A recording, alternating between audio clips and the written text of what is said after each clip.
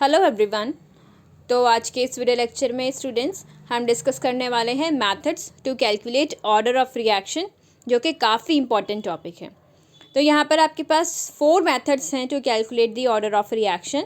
First one is your half life method, second one is your graphical method, third one is integrated rate law method, जहाँ पर आपको integrated rate law apply करने पड़ते हैं for different order of reactions, जो कि हम discuss कर चुके हैं। तो वन बाय वन आपको अप्लाई करके देखना पड़ता है to find the order of reaction. That's why it is known as hit and trial method. आगे जब आप क्वेश्चंस करेंगे तो आपको ज़्यादा क्लियर होगा। And fourth one is your initial rate law method, जो कि हम डिस्कस कर चुके हैं पहले वीडियोज़ में। तो आज के इस वीडियो लेक्चर में हम डिस्कस करने वाले हैं half life method, graphical method and integrated rate law method. So let's get started with half life method, जिसमें आप कह रहे हैं कि जो आपकी हाफ लाइफ है वो डायरेक्टली प्रोपोर्शन है initial concentration raised to power 1 minus n। ध्यान में रखेंगे ये बात, ये काफ़ी इंपॉर्टेंट है।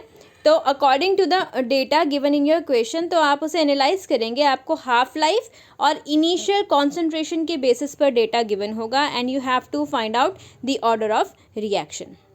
एंड यहाँ पर ये चीज़ जो हम कह रहे हैं, ये हम कैसे कह पा रहे हैं कि आपकी हाफ लाइफ जो है वो हमेशा हर केस के लिए initial concentration raised to power 1 minus n होगी। आप ऐसे चेक कर सकते हैं, अब तक आप हाफ लाइफ में पढ़ चुके हैं for zero order, first order and second order, ठीक है।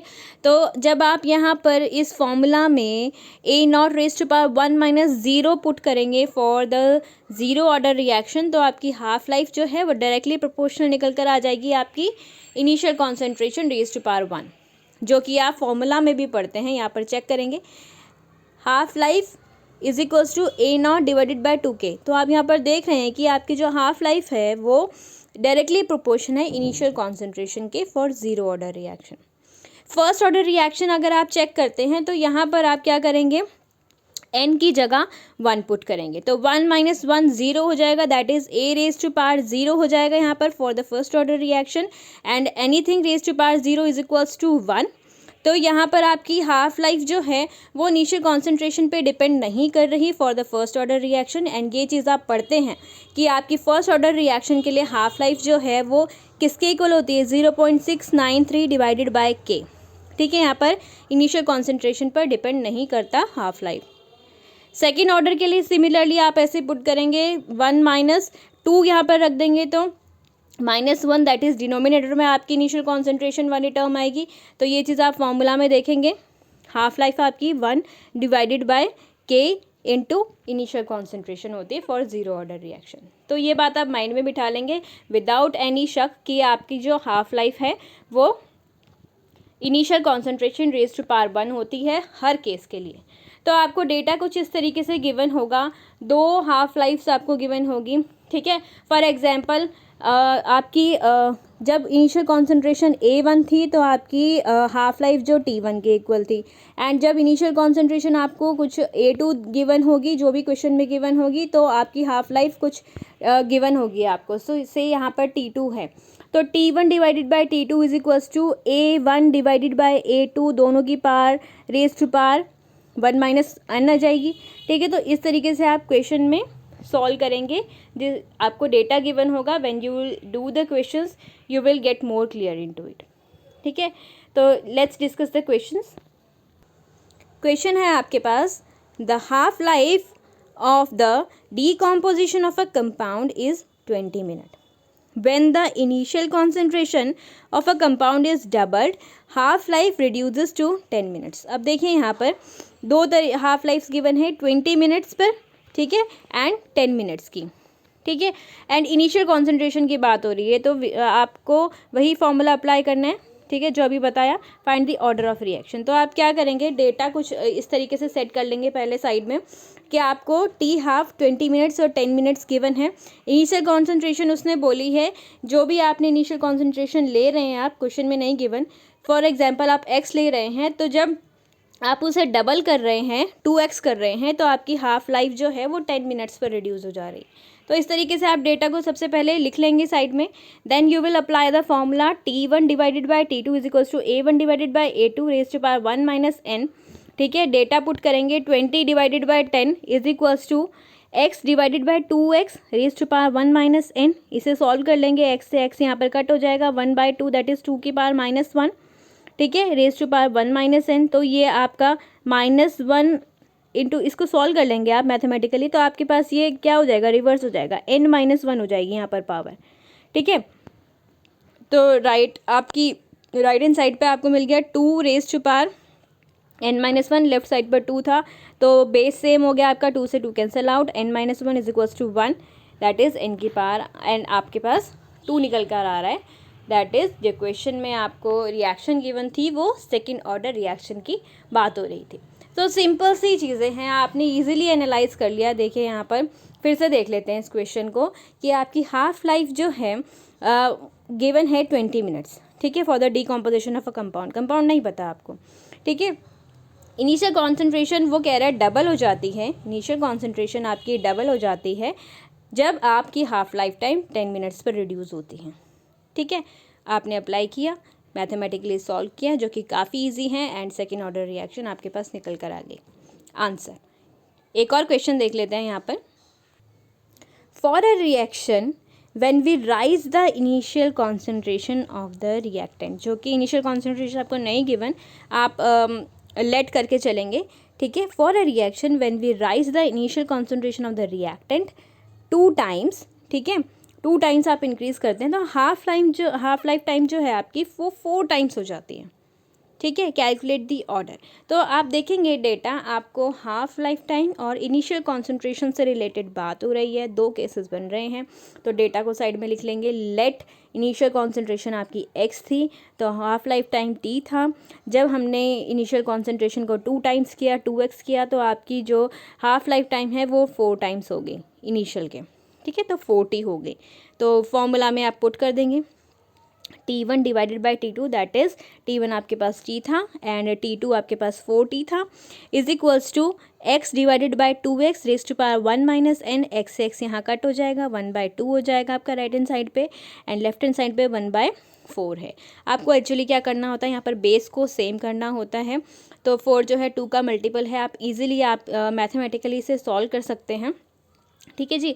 तो यहाँ पर आप देखेंगे हम क्या कर रहे हैं, 4 की पावर -1 लिख सकते हैं 1/4 को, इज इक्वल्स टू यहाँ पर 2 की पावर -1 एंड बाहर आपके पास 1 - n है। इसे आप सॉल्व करेंगे, रीअरेंज करके आपके पास 2 की पावर n-1 हो जाएगा राइट हैंड साइड पर। लेफ्ट हैंड साइड पर 2 रेज टू पावर -2 लिख सकते हैं हम, ठीक है, बेस से कैंसिल हो जाएंगी एंड पार्ट्स को आप इक्वेट करेंगे। पार्ट्स को इक्वेट करके जब आप सॉल्व करते हैं यूल गेट कि आपकी n की वैल्यू जो है वो -1 निकल कर आ रही है, दैट इज़ आपकी नेगेटिव ऑर्डर रिएक्शन के बारे में बात हो रही है क्वेश्चन में, ठीक है।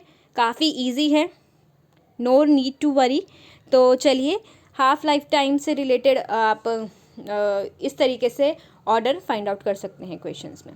अब बात करते हैं ग्राफिकल मेथड्स की। ग्राफ्स आपने पढ़े हैं for different order of reactions, तो उसी को थोड़ा सा दोबारा एनालाइज कर लेते हैं।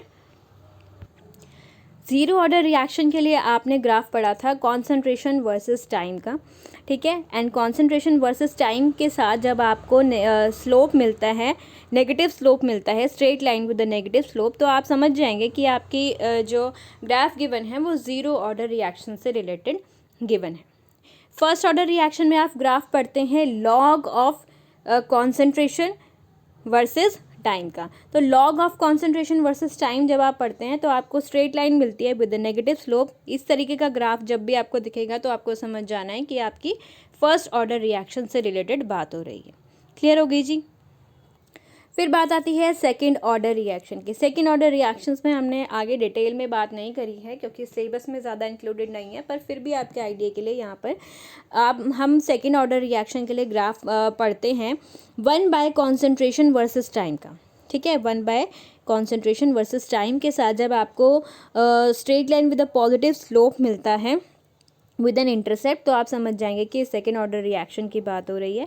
थर्ड ऑर्डर रिएक्शन में भी आपको कुछ इसी तरीके का ग्राफ मिलता है। तो ग्राफ जो आप पढ़ते हैं 1 अपॉन कॉन्सेंट्रेशन की पार्ट 2 वर्सेस टाइम का पढ़ते हैं। तो इस तरीके के ग्राफ में जब आप इस तरीके से एक्सिस लेते हैं 1 upon concentration raise to part 2, तो ऐसे में आपको स्लोप मिल रहा है पॉजिटिव स्लोप, तो ये थर्ड ऑर्डर रिएक्शन है। तो समझ जाना, जब भी पार जो कॉन्सेंट्रेशन की पार जितनी होगी उससे एक ज़्यादा आपका ऑर्डर होगा। ठीक है जी। तो यहाँ पर आइडिया के लिए काफ़ी है इतना, ज़ीरो और फर्स्ट ऑर्डर के ग्राफ्स को आपको ज़्यादा ध्यान में रखना है फॉर योर बोर्ड एग्जाम्स। चलिए अब बात करते हैं third method, that is integrated rate law method या फिर हिट एंड ट्रायल मेथड। इसके बारे में भी हमने अपनी पिछली वीडियो में थोड़ा सा डिस्कस किया था। तो यहाँ पर क्या होता है डिटेल में डिस्कस कर लेते हैं। आपको जो डेटा गिवन होगा क्वेश्चन में वो reactant concentration of reactant versus time का होगा। ठीक है, वो कॉन्सेंट्रेशन कितनी भी हो सकती है, परसेंटेज कंप्लीशन के बेसिस पर आपसे बात करी जा सकती है क्वेश्चन में। ठीक है, percentage completion of reaction versus time का आपसे बात हो रही होगी क्वेश्चन में। तो आपको ऐसे में क्या करना है, order of reaction find out करना है, आपको इंटीग्रेटेड रेट लॉ अप्लाई करने होंगे। ठीक है, अब आपको नहीं पता, for example integrated rate law आप ज़ीरो ऑर्डर का पहले लगाते हैं। ठीक है, तो उसमें आप क्या करेंगे, के की वैल्यूज़ को फाइंड आउट करने की कोशिश करेंगे, दो इक्वेशंस बनाएंगे। दोनों इक्वेशंस के लिए अगर इंटीग्रेटेड रेट लॉ आप ज़ीरो ऑर्डर का लगा रहे हैं तो के की वैल्यू अगर नियरली सेम आ जाती है, दैट मीन्स आपका जो रिएक्शन है वो ज़ीरो ऑर्डर ही होगा। फॉर एग्जांपल के की वैल्यू सेम नहीं आ रही, फिर आप क्या करेंगे, फर्स्ट ऑर्डर रिएक्शन के लिए जो इंटीग्रेटेड रेट लॉ है उसे लगाएंगे, दो इक्वेशंस बनाएंगे, वहाँ से के की वैल्यू फाइंड आउट करने की कोशिश करेंगे।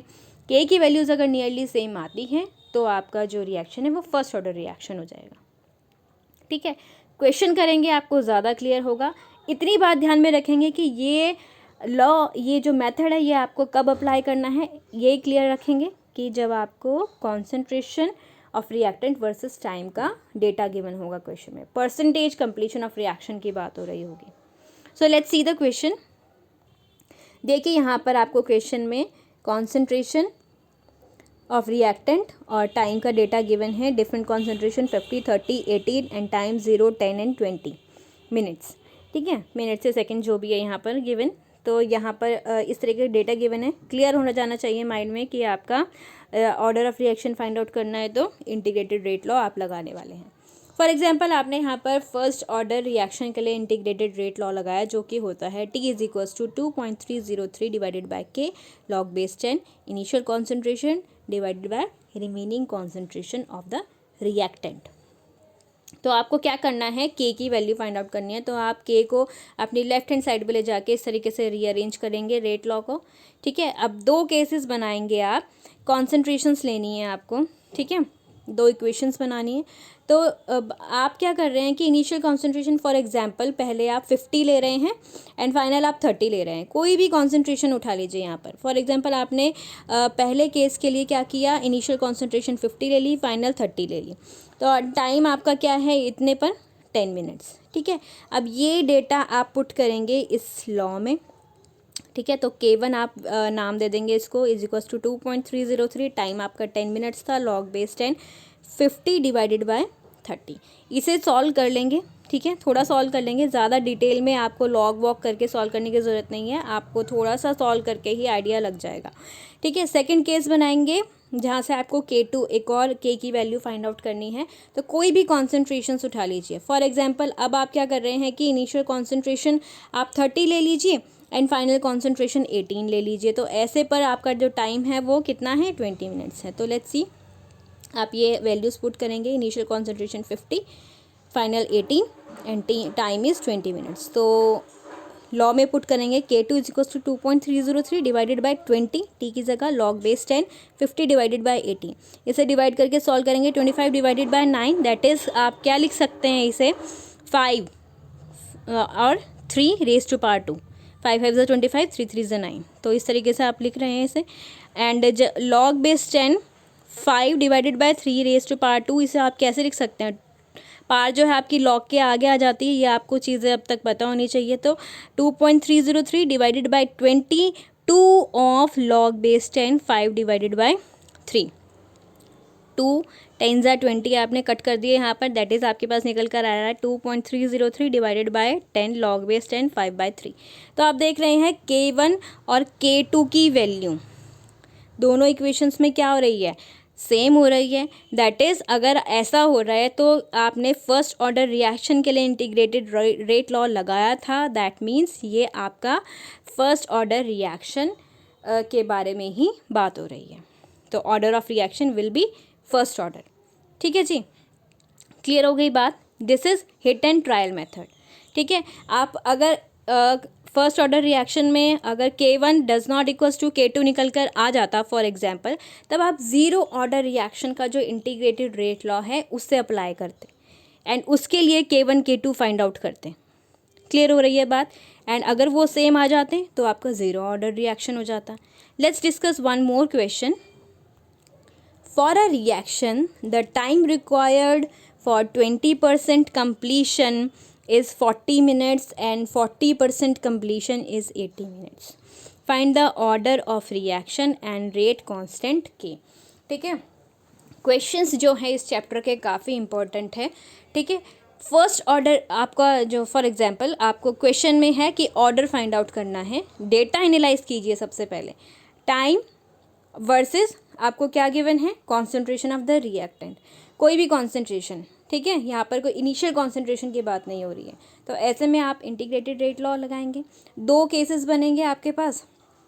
ठीक है, आपको कंप्लीशन ऑफ रिएक्शन के बारे में बात करी हुई है, तो ऐसे केस में आप सबसे पहले क्या कर लीजिए, इनिशियल कॉन्सेंट्रेशन लेट कर लेंगे कि 100 है आपका। 20% कंप्लीशन की अगर बात हो रही है तो रिमेनिंग कॉन्सेंट्रेशन कितनी बचेगी, you have to find out. तो आपके 20% कंप्लीशन में A is equals to 100 minus 20 80 होगा and time is 40 minutes given है। पहला केस बन गया। सेकंड केस आपका 40% completion, remaining concentration will be 100 minus 40 60 and time is 80 minutes given है। आपने सब कुछ जो क्वेश्चन में गिवन था लिख लिया। अब क्या है, कॉन्सेंट्रेशन वर्सेस टाइम डेटा आपको गिवन है, apply the integrated rate law. For example आपने ज़ीरो ऑर्डर रिएक्शन के लिए इंटीग्रेटेड रेट लॉ लगाया जो कि होता है आपका A is equals to A0 minus का KT। अब आपने क्या करना होता है ऐसे क्वेश्चंस में, K की वैल्यू फाइंड आउट करनी है, तो यहाँ इसको रीअरेंज करेंगे and you can write for the zero order reaction K is equals to A0 minus A divided by T। Find out करिए, K1 आप फाइंड आउट करते हैं फर्स्ट केस से।